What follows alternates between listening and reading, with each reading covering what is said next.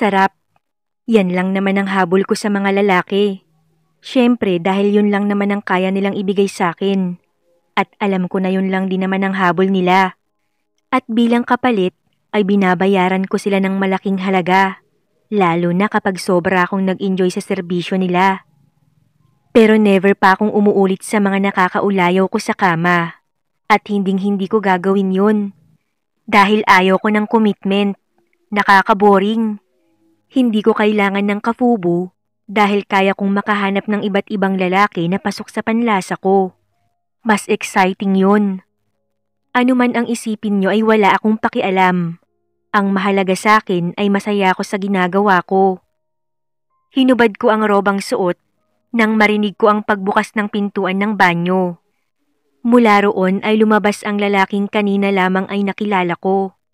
Napangiti ako at napuno ng landi ang mga mata ko nang makita ang katawan nitong basa pa ng tubig. Mula sa nakabalot na tuwalya sa kanyang bewang, ay halos maglaway ako sa nakatago doon na halatang mabibigyan ako ng walang hanggang kaligayahan.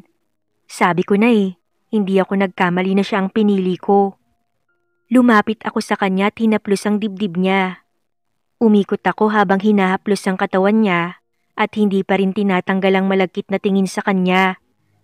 Isang gabi lang, katumbas no ng 100,000 piso. Sambit ko pagkatapos ay hinalikan ko siya. Napansin ko ang epekto sa kanya ng ginawa ko. Magkasalubong pa rin ang kilay niya at hindi pa rin kakikitaan ng anumang emosyon. Ngunit patuloy sa paggalawang panga niya na para bang pigil na pigil sa kung anumang gusto niyang gawin. Sapat na ba sa'yo yun, Agustin? Nangaakit ko pang tanong at muli siyang hinarap. Mula sa mga mata ko, bumaba ang tingin niya at sa titig niya pa lang ay nakaramdam na ako ng kakaibang init na hindi ko naramdaman kanino man. Kakaiba ang pakiramdam at para bang wala pa akong karanasan.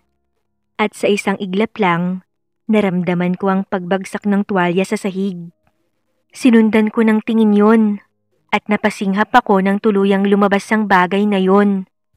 Halos mapaatras ako. Kakaiba yun sa lahat ng nakita ko. Ang laki. Naibulalas ko na nagpangisi sa kanya. Mukhang natakot ka. Pwede ka pa namang umatras habang may oras pa. Wika niya sa malalim at buong boses. Mabilis naman akong umiling bilang tugon at sa halip na magsalita pa ako, agad kong inabot ang balikat niya at doon na nagsimula ang mainit naming sagupaan. Hanggang sa hindi ko na makaya at hinayaan ko na lang siya sa lahat ng gusto niyang gawin dahil pakiramdam ko ay wala na akong lakas para pigilan pa siya. Sigurado ka bang isang gabi lang? Ayaw mo nang umulit? Baka hanap-hanapin mo ko nito, babae. Pilyong sabi ni Agustin nang saglit siyang humiwalay sa akin. Tignan natin kung talagang magaling ka. Palaban ko namang sagot kahit nakita naman sa mukha ko na sobra akong nag-e-enjoy. Ganito ang gusto ko sa babae wild. Puri niya saka ako binuhat papunta sa kama. At doon ay walang pahinga at pananawa niya akong pinaligaya. Aalis ka na? Tanong ko nang magising kami pareho kinabukasan. Yes, may kailangan pa akong asikasuhin. Nagmamadali niyang sabi habang nagbibihis. Siya nga pala, yung tseke inilagay ko na sa bulsa ng pants mo. Sambit ko at tumayo na rin para magbihis. Magsabi ka lang kapag kailangan mo pa ng magpapainit sa gabi mo. Kumindat siya bago tuluyang lumabas sa pintuan ng hotel. Naiwan akong parang tanga na nakangiti dahil sa pag-iinit ng pisngi. Matapos ang tagpong yun, ay umuwi na rin ako sa bahay para sana magpahinga pa. Ngunit bumungad agad sa akin ang problema. Mag-usap tayo, Lisel. Ani, Dad, kaya pairap pa akong lumapit sa kanila ni Mami. Ano ba yun, Dad? Pagod ako at kailangan ko ng pahinga. Nagrereklamo kong wika. Nakita ka ng mga tao sa club at kung ano-ano na naman ang pinaggagawa mo. Lalaban akong governor. Pero itong ginagawa mo ang sisira sa pangalan ko. Galit na ani Daddy at humawak sa kanyang sintido. Anong gusto niyong gawin ko? Magrosaryo sa loob ng club at magdamit pang madre? Wala rin namang pinagkaiba sa akin ng mga taong nakakita at nagsumbong sa'yo. Matapang kong sumbat dahil napupuno na talaga ako. Ang pagpapakasaya ko na lang lagi ang issue sa kanila. Na kesyo hindi ako pwedeng magkamali at gumawa ng kalokohan dahil image ni Daddy ang masisira. Ni hindi nila ako halos bigyan ng kalayaan dahil sa punyetang kampanya na yan. Sawang-sawa na ako sa pagkukunwaring perpekto. Kaya nga gumagawa ako ng paraan para man lang maramdaman na tao pa ako. At kailangan ko ring magsaya paminsan-minsan. Dad, alam ko na ang ginagawa ko dahil nasa tamang edad na ako. Kung tutuusin, hindi na dapat kayo nagpapaapekto sa mga sinasabi ng mga tao. Pangangatwiran ko. Nasa tamang edad ka na nga, pero sinisira mo naman ang buhay mo, anak. Ano na lang ang sasabihin ng mga tao? Napabaya kaming magulang kaya kung sino-sinong lalaki ang hinahayaan mong umaaligid sa'yo. Hindi naman nakapagpigil na wika ni Mami. Nakapagdesisyon na kami ng Mami mo at ginawa namin to para magtino ka. Mapagtatakpan nito ang mga ginawa mong kalokohan. Dumagundong ang kaba sa dibdib ko dahil paniguradong hindi maganda ang sunod na sasabihin nila. Bukas na bukas lang din. Pag-uusapan natin ang kasal nyo ng lalaking napili namin. He's a good man at may paninindigan. Nalaglag ang balikat ko sa sinabi ni Dad. What? Ipapasok nyo ko sa buhay pag-aasawa? At ang malala, sa lalaking hindi ko pa kilala? Dad, naririnig mo ba ang sinasabi mo? Ni hindi natin alam kung mapagkakatiwalaan ba ang taong yun. Agad kong angal dahil naghahalo na ang inis sa kalooban ko. Kung nagkataon na mangyari nga ang kasal, paano ako at paano ang kasiyahan ko? Hindi ako pupunta. Pagpupumilit ko pa at akma na sana nga alis nang matigilan ako dahil sa babala ni Daddy. Kapag ginawa mo yan, pwede ka nang umalis sa poder ko. Alam mong kaya ko yang gawin kaya wag mo akong subukan. Hindi na ako magbibigay ng pera sa'yo at bahala ka na sa buhay mo. Alam na alam talaga ni Dad ang kahinaan ko. Dahil alam niyang nakadepende ako sa kanya at walang ibang tatakbuhan kundi siya. Kaya naman, wala akong nagawa kundi ang pumayag sa kasal na pinagplanuhan nila. Anak, ayusin mo ang timpla ng mukha mo. Wala tayo sa lamay. Nakatuon sa atin ang atensyon ng mga tao sa restaurant. Puna agad ni Mami nang makita ang pagkabusangot ko. Umirap ako sa hangin at bumuga ng marahas na hininga. Ilang minuto pa nang magsidatingan ng mga taong hinihintay namin. Pasensya na Gov kung medyo na late kami. Paunang sambit ng kaedaran ni Dad. Siya na siguro yung tatay ng lalaking ipapakasal sa akin. Kinamayan niya si Daddy at nakangiti namang tinanggap ni Dad ang kamay nito. My son is on his way here. Malapit na rin yun. Wika naman ang asawa ng lalaki at nakipagbeso kay Mami. Siya na ba ang anak mo, Andy? Abay, napakagandang bata pala nito. Bagay na bagay sila ng anak ko. May bahid ng tuwa na wika ng ginang. Pakunwari akong umiti bilang respeto sa kanila. Nang makaupo na kami at maka-order ng pagkain, ay tahimik lang ako sa isang tabi habang pinag-uusapan ng matatanda ang mangyayaring kasalan. Inip akong uminom sa wine glass at pinaglaruan ng bibig ng baso. We're glad na pumayag ang anak mo sa ganitong setup. I know this is sudden, pero salamat sa pagpayag nyo. Ani Mami. Ano ka ba, Andy? Maliit na bagay. Besides, nasa tamang edad naman na ang anak ko para mag-settle down. Para rin sa future nila to. Tugon naman ng ginang. Natawa ako sa isip ko dahil para bang kapirasong candy lang ang pinag-uusapan ng dalawa. Maliit na bagay? Talaga ba? Parang pang lifetime imprisonment ang gagawin nila sa akin. Nagagawa nga naman ng pera, oo. If I know, hindi lang naman to para sa akin, kundi pati sa pansarili nilang benefits. Inarrange nila ang marriage na to dahil mas lalakas ang negosyo nila. Anong tingin nila sa akin? Walang alam. Huli na ba ako sa kasiyahan? Wika ng lalaki sa pilyong tono. Napakunot ng husto ang noo ko nang mahimigan ng pamilyar na boses. Nagtaas ako ng tingin sa lalaking kadarating, nahula ko ay anak ng ginang. At ganun na lamang ang panlalaki ng mga mata ko nang makita ang lalaking binayaran ko para paligayahin ako. Paano? Akala ko ba mahirap lang to?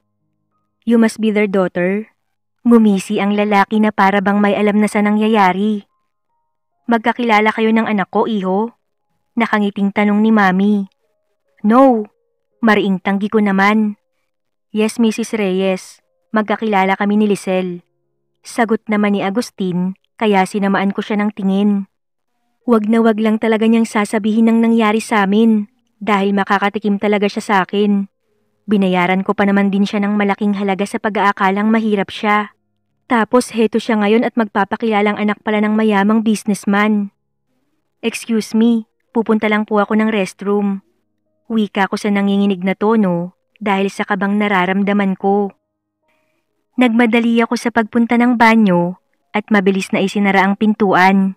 Pinatong ko ang dalawang kamay sa gilid ng lababo at tinitigan ang sarili sa salamin. Hindi ko alam kung matutuwa ba ako na siya ang mapapangasawa ko dahil paniguradong hindi naman ako malulugi sa kanya pagdating sa kama. O di kaya naman ay malulungkot ng bahagya dahil sa kalayaang gusto kong makuha. Halos napatalon naman ako sa gulat nang bumukas ang pintuan at iniluwan yun si Agustin. Napakunot pa ang noo ko nang ilak niya ang pintuan at unti-unting lumapit sa akin. What are you doing here? Kabadong tanong ko. Kahit ang loob ko ay nagwawala na. Gusto ko na lang siyang sakyan at magpasamba ng katawan katulad ng mainit na nangyari sa amin. Pumayag ka na sa kasal. Tayo lang din naman ang magkaka-benefit. Una, hindi mo na kailangang magbayad ng ibang lalaki na magpapaligaya sa'yo. Pangalawa, pwede kang magpaangkin sa'kin. Anumang araw, oras o minuto, kahit saan at kahit kailan. Sayong-sayo ang katawan ko, Lisel. Aniya at saka ako sinunggaban.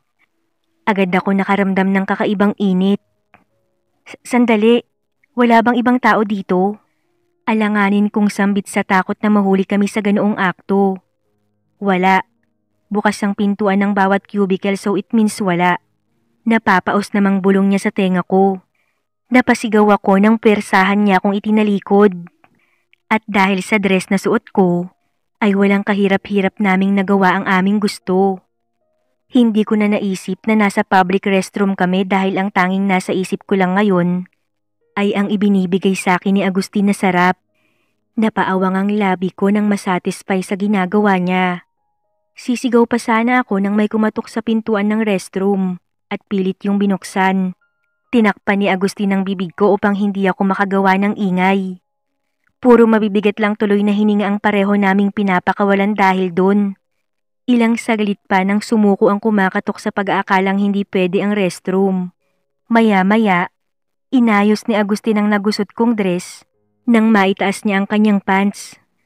Mauna ka nang lumabas, susunod na lang ako. Magre-retouch lang ako dahil nabura ang lipstick ko at napunta sa labi mo. Pairap kong sabi na ikinatawa niya. Ilang minuto lang din ay lumabas na rin ako at umupo sa tabi ni Mami.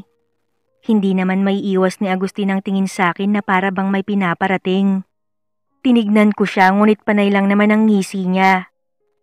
Bakit parang namumula ka, Lisel? Are you okay? Alalang tanong ni Mami, kaya dumako ang tingin nilang lahat sa akin. Pinagpawisan ako ng malagkit dahil para bang anumang oras ay malalaman nila ang kalokohang ginawa ko kasama si Agustin. Napatingin ako sa lalaki at mas lalong gumuhit ang malaking ngisi sa kanyang labi. Tumikhim ako bago nagsalita. Ayos lang po ako. Nauutal kong sagot. Maybe she's just excited sa darating na kasal, since hindi niya inaasahan na ako pala ang lalaking makakasama niya sa altar. Sambit ni Agustin, kaya nabaling sa kanya ang tingin namin. Kung ganun, wala na pala tayong problema. Wika naman ni Dad at nakipagtawanan sa kumpare niya. At sa isang iglap lang, ang kasal na pinagplanuhan ng magulang namin ay natupad na. So what are you planning to do now? Hindi naman natin mahal ang isa't isa at katawan lang naman ang habol natin. What if manawa ko at maghanap ng ibang putahe ang katawan ko? Nagtaas ako ng kilay at tinignan siya sa mga mata. Hindi mo na maiisip yon dahil nasasatisfy naman kita. Malay natin, matutunan nating mahalin ang isa't isa. Kaya huwag kang magsasalita ng tapos. Tugon naman niya at pinaglaruan ng buhok ko. Grabe ka naman, Gising na gising pa rin to oh. Natatawang po na ako nang mapansin yun sa ilalim ng kumot.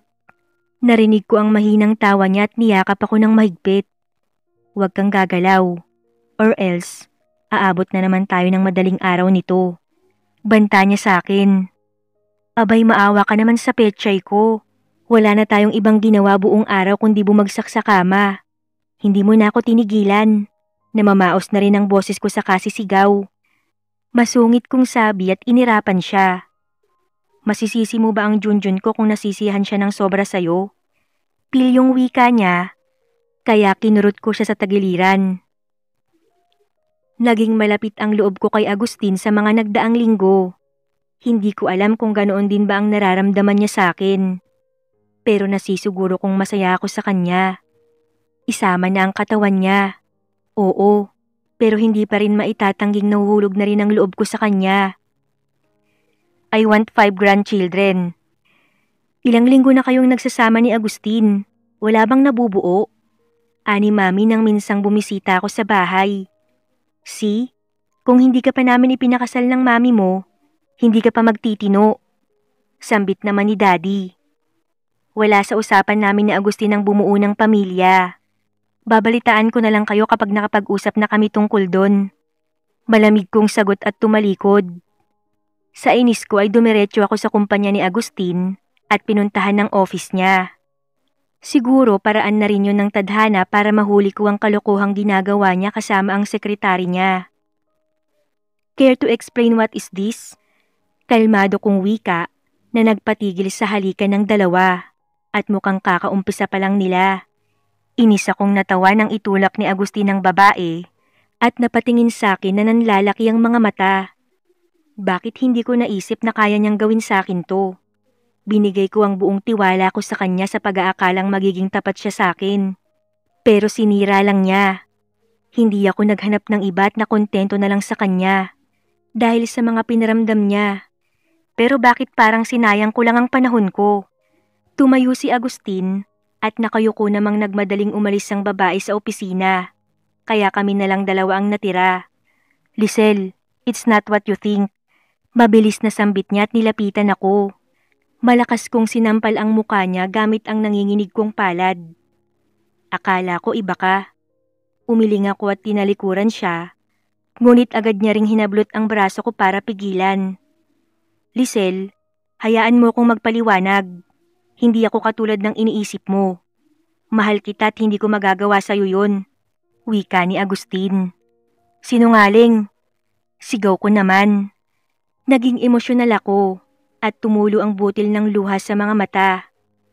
Napahilamo siya ng muka at pilit pinaintindi sa akin ang nangyari. Pinagpilitan niya yung sarili niya sa akin, okay?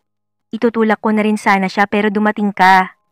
Paliwanag ni Agustin. Pero sa paningin ko hindi ganun ang nangyari. Parang hinintay mo pa akong makapasok bago mo siya itulak palayo. Sagot ko sa kanya. Sandali. Bakit ka ba ganyan kaapektado? Dahil ba mahal mo na rin ako? Napakunot ang noo ko at hindi ako agad nakapagsalita. Mahal mo mukha mo. Sigaw ko at tinalikuran siya. Narinig ko ang tawa niya kaya nainis ako lalo. Napasinghap na lamang ako nang yakapin niya ako mula sa likuran. Ang namuong galit at inis sa kanya ay agad natunaw dahil sa ginawa niya. Bubuntisin na ba kita para hindi ka na mag-overthink? Mahinahon nitong sambit sa tenga ko na nagbigay kiliti sa sistema ko. Tatanggalin ko na sa trabaho ang sekretary ko at papalitan ko ng lalaki. Para hindi ka na mag-alala. Malambing pang dagdag niya. Bumuga ako ng hininga at pinakinggan na lamang ang nararamdaman. Ayoko rin namang mawala siya. At handa rin akong bumuo ng pamilya kasama siya. After a couple of months, ay nagbunga na rin ang pagmamahalan namin ni Agustin. Hindi na rin niya ako binigyan pa ng sakit sa ulo matapos ang nangyaring halikan sa pagitan nilang dalawa ng kanyang sekretarya. Mas naging tutok siya sa relasyon namin. Lalo na sa kung ano ang nakakapagpasaya sa akin. Babe, sige na. Isang round lang. Pamimilit ko nang nasa higaan na kaming dalawa. Imbis na paglihian ko ang kung anumang pagkain, ay ang asawa ko ang hinahanap-hanap ko. Kaya gabi-gabi na lamang siya nag-iingat na baka kung mapano ako. Hay, ang misis ko talaga masyadong adik sa akin. At ilang minuto lang din ang lumipas, bumagsak kami sa kama na hinihingal dahil sa nangyaring bakbakan. Mahal na mahal kita, Lisel. Ikaw lang. Akin ka lang. Napangiti ako at mahigpit siyang niyakap sa ilalim ng kumot. Ito ang pinangarap kong happy ending para sa amin. Mabuti na lang pala at siya ang pinakasal sa akin. Dahil kung hindi, hindi ko pa rin malalaman hanggang ngayon kung paano mamahalin ng isang tao.